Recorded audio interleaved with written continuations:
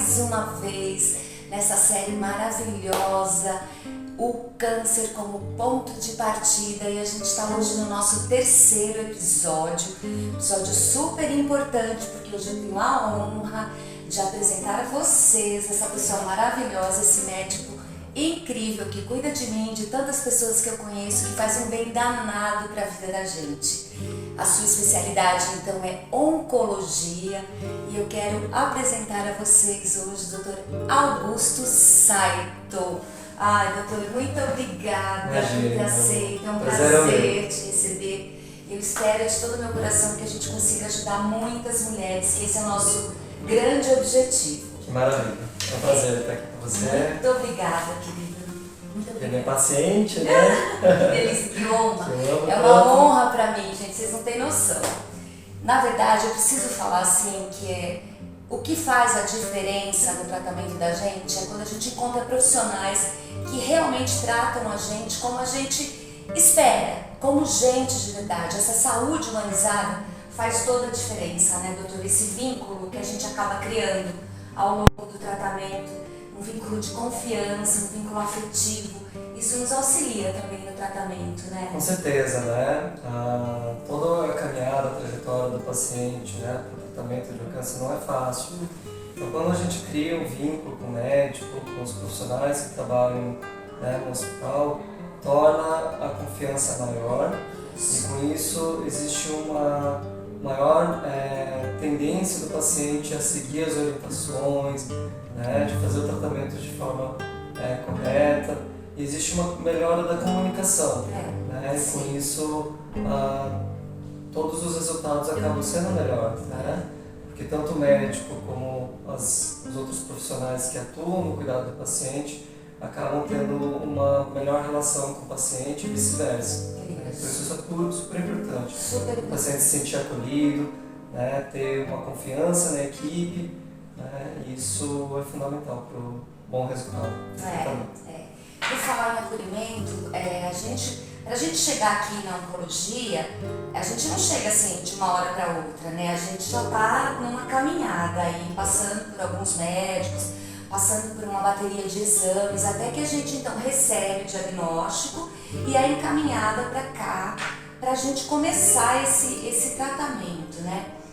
E a gente pensando nisso, pensando que a gente vai entrar num universo que a gente não conhece, né? Porque já receber o diagnóstico é devastador para muitas pessoas, para algumas menos, para outras mais, mas eu acho que de um modo geral é muito dolorido, né? É muito triste. Como é que essas mulheres chegam aqui para você, assim, na primeira consulta? Normalmente a paciente ela vem encaminhada para um oncologista clínico, do mastologista, né? Ou do próprio ginecologista. Porque onde as mulheres normalmente fazem os exames de rotina e aí que é feito o diagnóstico. O diagnóstico não é fácil, né?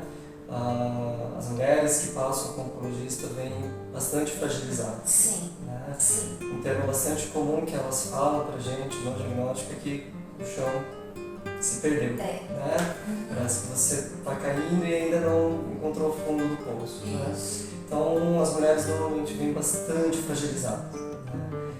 Como você mesmo disse, Luciana, depende muito de cada pessoa. Tem pessoa que reage de formas diferentes, né? Mas no geral existe uma fragilidade muito grande do emocional dessas pacientes. Então o que a gente tenta na primeira consulta com uma paciente que acabou de fazer um diagnóstico é tentar tranquilizar, né? Informar sobre o diagnóstico de uma maneira mais amena, né? Com palavras mais claras para o paciente poder entender o que significa aquele diagnóstico e acompanhar, né, e acolher, né, porque não é fácil, né, ter um diagnóstico de um câncer, né, porque entende-se a palavra como câncer como se não houvesse nada a fazer. Muito pelo contrário, hoje a gente avançou muito no tratamento, em diversos cenários, e isso tem aumentado muito as chances de cura e aumentado a sobrevida das pacientes. Que maravilha. Então a gente tenta trazer para as mulheres que acabaram de receber esse diagnóstico uma esperança. Uma esperança, né? Isso. Uma luz no final daquele túnel escuro. Né? Então não é simples, mas a gente tenta, da melhor forma possível, tranquilizar, acolher e dar esperança. Dar esperança. Né? Isso faz total diferença, né? Eu senti na pele isso, então eu posso afirmar que faz total diferença. Todo esse acolhimento é muito importante, porque a gente realmente se sente muito melhor e a gente olha assim realmente com esperança, né? A cada consulta a gente vem preocupada, mas com a maneira que fala com a gente, porque eles não jogam todas as informações, porque são muitas informações e a gente às vezes não consegue acompanhar, não é verdade? É bastante comum na primeira consulta o paciente sair com muitas dúvidas. Sim, né? sim. Então, dependendo de cada momento que está no estágio da doença, às vezes a gente precisa indicar quimioterapia, Isso. Nem sempre precisa, Isso. né? Mas naquelas situações em que a gente precisa começar um tratamento, principalmente quando envolve quimioterapia, são muitas informações que a gente precisa passar. Né? E na verdade a gente sabe que 1/3 daquilo que a gente fala, realmente a paciente vai lembrar. O restante ela vai chegar em casa, nossa, o que será que o médico disse? E por isso a gente tem uma rede de apoio para essas pacientes, né? Que são as consultas após, né, com a enfermeira, né? A gente faz então uma reorientação daquilo tudo que foi passado. A gente tem um canal de comunicação para que essas pacientes possam tirar as dúvidas, caso venha a surgir essas dúvidas em casa. E normalmente a gente pede para a paciente fazer um retorno precoce, né? Para justamente reabordar tudo aquilo que foi dito, tirar aquelas dúvidas que eventualmente só vão surgir quando a paciente já foi para casa. Isso mesmo. Né? Então, a gente tenta, da melhor forma possível, tentar passar as informações de forma mais claras, né? Sem usar tantos termos técnicos. Isso, super importante. Né? Porque o entendimento varia muito de pessoa para pessoa, do nível de escolaridade de cada paciente. Então, a gente tenta passar de forma mais transparente possível. Mas mesmo assim a gente sabe que normalmente as informações elas entram por um ouvido e saem por outro e é comum, é super natural. Né? Então a gente tenta fazer essa abordagem de forma que a paciente não saia com dúvida, ou se tiver, que ela consiga retirar as dúvidas ou em consulta ou nas avaliações com a equipe multidisciplinar, né, que é fundamental também para que o paciente possa compreender,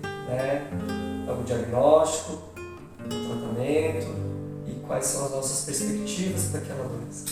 Uma dica que eu acho importante, uma sugestão antes de você vir à consulta, se você lembrou de alguma coisa na sua casa, anota, pega um caderninho de consulta e anota todas as suas dúvidas. E eu acho bom também a gente, quando tiver condições, de vir acompanhada, porque às vezes a gente fica tão atordoada na hora que a gente não presta atenção. Mas essa pessoa que vem te acompanhar, você já conversa com ela já vem com essa intenção, com a função de ouvir para depois poder te auxiliar. Acho que é uma... Com certeza, isso é uma dica preciosa. Né? Então, a primeira consulta e as primeiras consultas, né, no início do tratamento é muito importante vir com algum acompanhante. Sim. Né? Porque 2 pessoas pensando é melhor do que uma. Né? E a paciente, ela realmente está muito fragilizada. Então ela está nervosa, né? Ela está desesperada na maioria das vezes. Então a chance dela reter as informações é menor. Né? Então se tem algum acompanhante, né, o marido, filho, amiga, é mais fácil, porque, nossa, será que o doutor falou aquilo?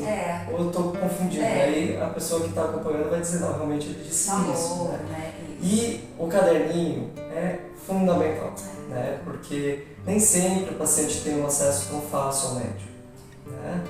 Tem pacientes que só conseguem conversar com o médico nas consultas. Isso. Então trazer tudo anotado é importante, porque toda dúvida é importante. Né? Porque pode parecer algo banal, mas que na verdade pode ser algo muito importante. Né? Então é importante mesmo fazer todas as anotações, tirar todas as dúvidas. O paciente não pode ficar com dúvidas sobre o seu tratamento. Precisa entender os efeitos colaterais, né? Se aquilo que ele está sentindo realmente é do remédio, do tratamento. Então é uma dica preciosa, eu acho muito importante. Uma coisa que eu queria falar para você é o seguinte, é uma dúvida muito grande. Quando a gente conversa assim, né, com as pessoas, eu fui diagnosticada com câncer, às vezes você conversa com alguém que também foi.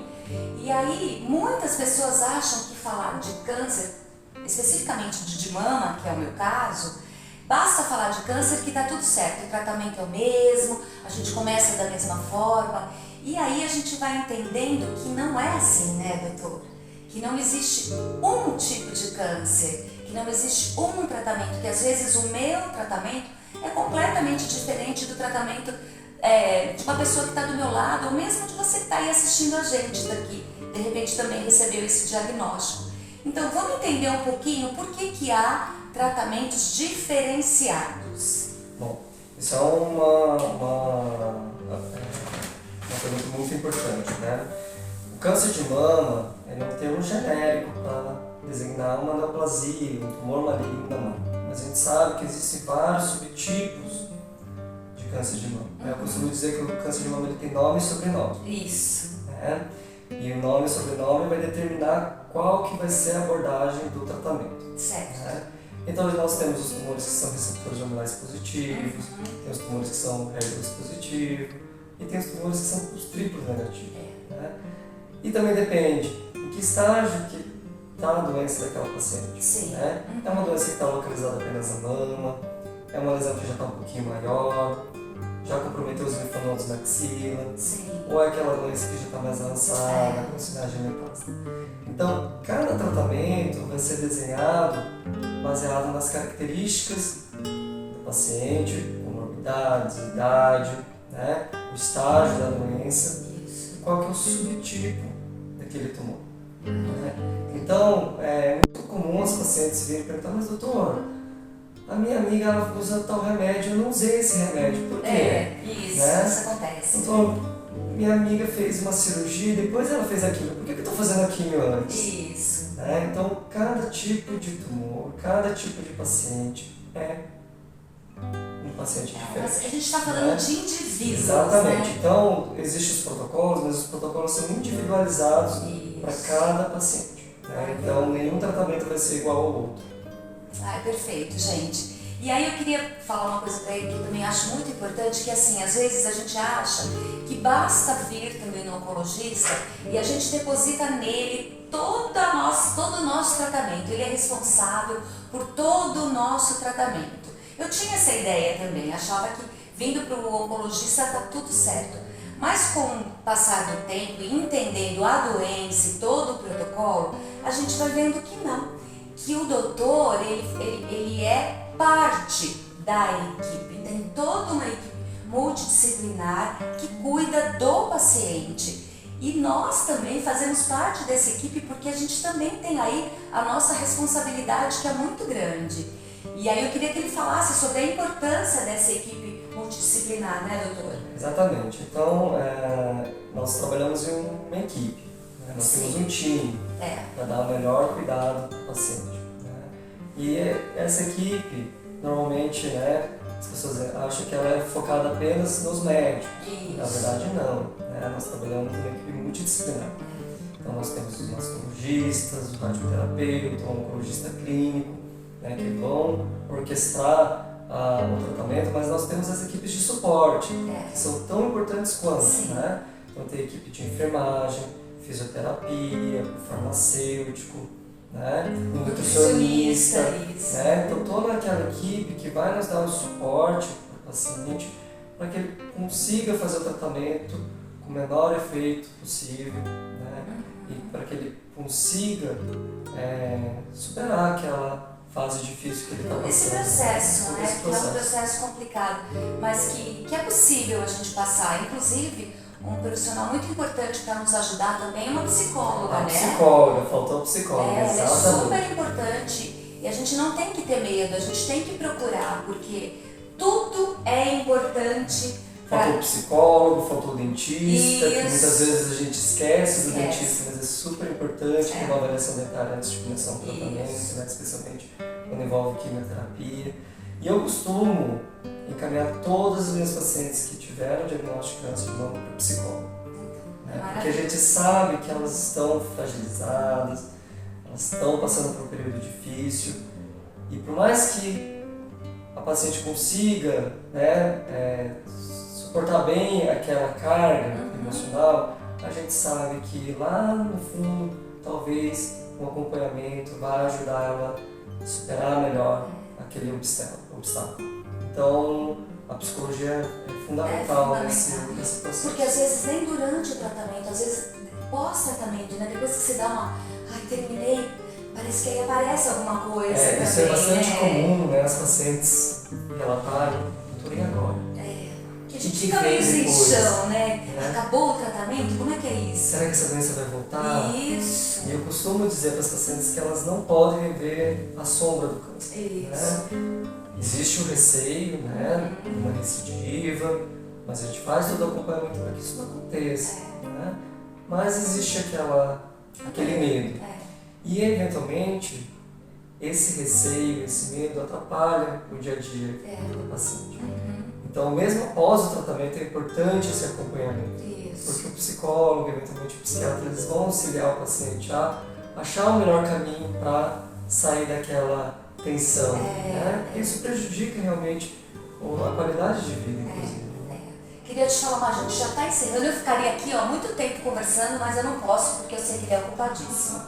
Para a gente ir encerrando, um diagnóstico precoce salva vidas? Salva vidas, né? A gente sabe que quanto mais precoce um diagnóstico é feito, maiores são as chances de cura. Isso. E o câncer tem cura, né? Então, a gente precisa fazer os exames de rotina, né? Conforme o ginecologista, o mastologista indica, porque se a gente descobrir esse tumor no estágio mais precoce, as chances de cura são altíssimas, né? Então, quanto mais precoce é feito o diagnóstico, maiores são as chances de cura. Que maravilha, gente. Então, isso cabe a nós. Sabe aquela equipe que a gente estava falando? Isso cabe a nós. A gente tem que ter esse cuidado com o nosso corpo, a gente precisa conhecer o nosso corpo, a gente precisa se tocar, a gente precisa fazer os nossos exames anualmente, muitas vezes até nem um ano, né? Às vezes até um pouco menos. Você precisa procurar o seu profissional, o seu ginecologista e cuidar da sua saúde. Como o doutor disse antes, quando a gente falava de câncer, a gente já pensava assim, estou recebendo a minha sentença de morte. E hoje não é isso, devido à evolução do tratamento e justamente do diagnóstico precoce. Então isso cabe a nós. A parte deles, eles fazem super bem, mas a gente também precisa se cuidar. Então, não é porque a gente está em outubro, né, que tem essa campanha, que só em outubro que a gente vai pensar em se olhar, em se cuidar, em procurar um médico. Você tem aí o ano inteiro, você tem 24 horas num dia, tira 30 minutinhos, 1 hora, 2 horas para se cuidar, porque isso com certeza pode salvar a sua vida. É isso mesmo. Você queria deixar algum recadinho para a gente finalizar? Bom, nós estamos no Outubro Rosa, lembrando que o Outubro Rosa é uma campanha de conscientização, né, para o diagnóstico precoce do câncer de mama. Mas como você disse, não é só em outubro que a gente vai se cuidar. Né? Acho que o cuidado ele tem que ser feito o ano inteiro. Sim. Né? Então, se cuidem, façam seus exames. Quanto mais precoce o diagnóstico, maiores são as chances de cura. É isso. Então, um grande beijo no coração de vocês. Ai, doutor, obrigado, muito obrigada. Você é um anjo, um prazer. Fiquem com Deus, que Deus abençoe. Se vocês tiverem alguma dúvida, por favor, coloquem aí embaixo. Eu vou colocar na descrição também todos os dados do doutor. Se vocês quiserem procurá-lo, será um prazer, eu tenho certeza. Se você está em busca de uma saúde humanizada, está aqui, eu deixo essa dica, apresento esse lindo para vocês. Muito obrigada, fiquem com Deus e assistam todos os episódios. Tchau, gente. Tchau, tchau.